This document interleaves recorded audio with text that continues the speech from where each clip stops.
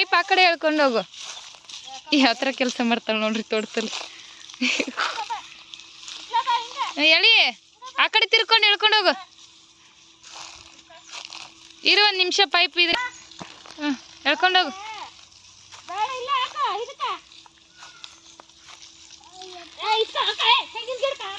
ತೆಂಗಿನ ಗಿಡಕ್ಕೆ ಬಿಡಮ್ಮ.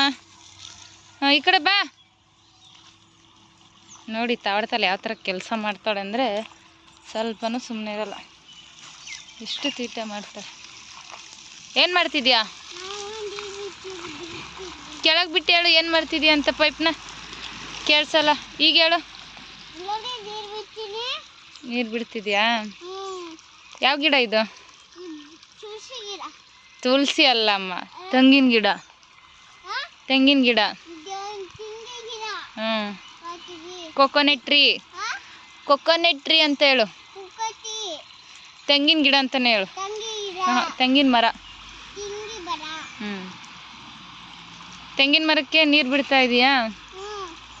ಎಲ್ಲಿಂದ ಬಿಟ್ಕೊಂಡು ಬಂದೆ ನೀರು? ಅಲ್ಲೆಲ್ಲ ಬಿಟ್ಟಾ?